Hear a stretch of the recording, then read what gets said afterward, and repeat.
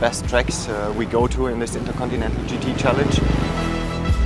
Such a technical track, so long, it's so flowing, and certainly you need a very good car under you to be able to put a lap together. Try to get focused all the time, hydrated because it's quite hot. It's just trying to be in the moment, not make any mistakes, and get through that.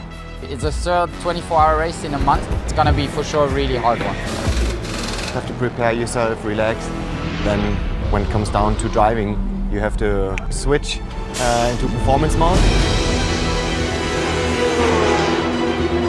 Very little differences between the cars. It's all the same category between Pro-Am cars. So you have to make the pass. Every time you pass a car, you have to make the pass. 72 cars on track or something like that, so pretty hectic out there. Very difficult to find a clear lap, and certainly that's a big challenge of qualifying here. Track condition was okay. It's getting cooler, so the track improved every session, let's say. And the car running well. Might be some rain this evening for the Super Pole. For sure the car will feel different, tires will feel different, so it's a bit of a challenge to find the right setup. Really positive. Porsche to 3 cars in the top 10, it's great. It was very close, but if you would have asked me before the Super Pole to sign for P2, I would probably have done it. You know, in the end, to start on the first row for tomorrow's race is more than perfect, and that's what counts. Like I said, the conditions will be completely different, so it will all start from zero.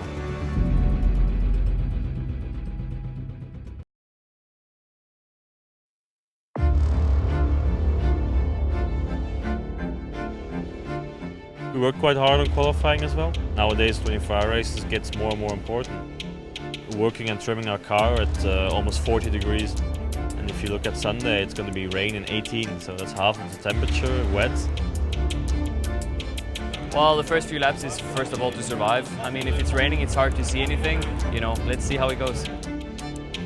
It's raining more and more now, so for sure a lot of spray. Hopefully no aquaplaning on the straight.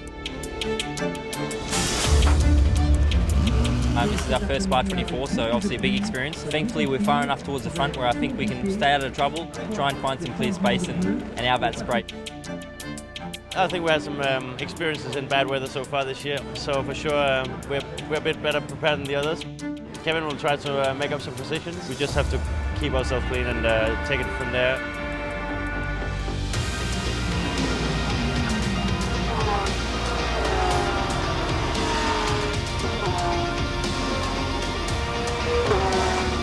At that moment, for sure it's positive, we are leader. The beginning of the race was really tough with the condition. I'm expected a worse traffic, but was not too bad. It's difficult to exactly judge where we are, but so far we are competitive, which is important. We will see how it's going on through this 20-hour lap. Kévin did a great job, great first stint, get us up in the front. But yeah, another safety car, another full course yellow. It's making it difficult with the strategies. It's about track position and it's about keeping ourselves healthy.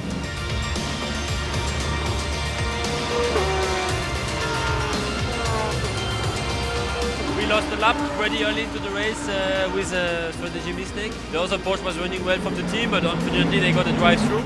Now the night starts to arrive. The fastest lap of the race is made by another Porsche, so definitely we have the pace, so now we just have to push to come back to the front.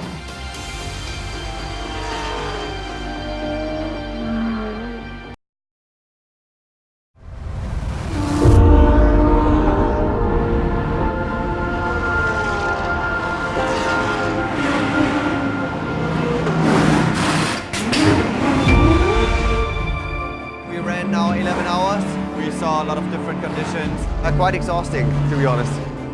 But we're leading currently, so this is good news. We've got a lot of Porsches up in the top 50. This is when the mistakes happen, when people get tired. I think after this night, we will see who is still running. You have to try to stay focused, be fast, but make no mistakes. You've got to focus on what you're doing and what your car is strong at.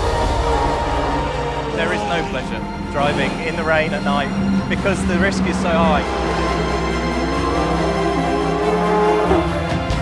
Conditions are changing every sort of hour, so we've got to go fast, we've got to stay on track, and we've got to do it for another 13 hours.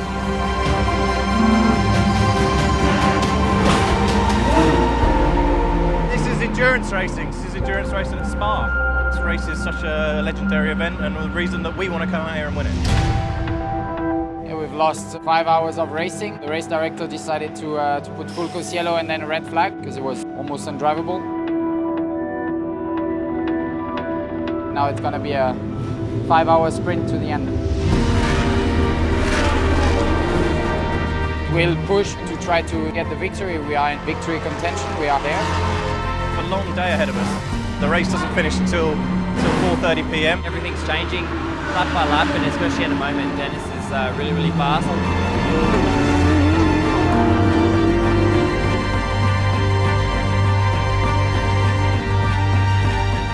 We did it. For us as a driver, coming here, one race in a championship, winning it, perfect. It was a great team effort. We end up in the first and second position.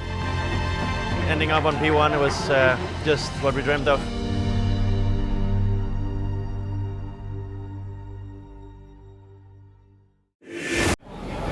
Okay, this is me talking you through a lap of Spa here in the GT3 RS Club Sport, 700 horsepower out the final corner, trying to get on the throttle as early as possible to cross the start and finishing line, heading up to turn 1.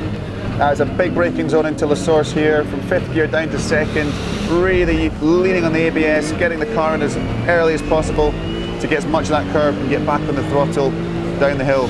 You want to get across to the right hand side here, you're coming up through the gears, getting as close to the wall as you can, as you dare, and then you turn into Eau Rouge, tap the brakes, and then send it up the hill. You've got to get back on the throttle as early as possible here, use as much of the track as you can without getting any track limits, warnings. That's a big issue in the race. You get one warning, and the second time you get track limits, you lose 5 seconds, so you've got to be conservative through there. You're running up to maybe 275, nearly 280 k's an hour before the big braking zone into the right, left, right here, using the curb on the right and the left, and then just trying to rotate the car and get back on the throttle as early as possible, coming down to Brussels. And this is a tricky corner, this right-hander here. The car wants to understeer, you've got to really slow it down. You can either V it off and come back, or you can hug it nice and tightly. But in the race, when you've got someone right behind you, it's good to keep a tight line. Now again, you want early throttle down the hill here, using as much of the exit curve as possible.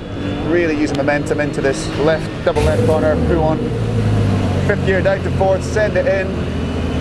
Using the width, not using too much curve, and then 5th gear flat all the way through.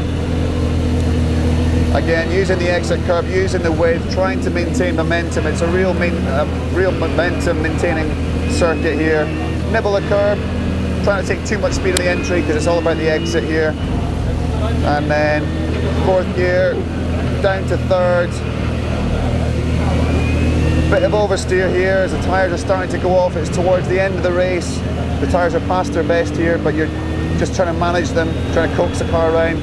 4th gear, up to 5th as you come under, and then 6th gear, flat through here in the kink, heading up towards Blanchimont. Absolutely incredible corner here. A dab of the brakes, send it through, get back on the throttle, trying to use as much of the width without exceeding track limits. Then a big braking zone into the bus stop chicane, and this is where you can mess it up. You can have a great lap up until this point, and then you can outbrake yourself and throw it all the way.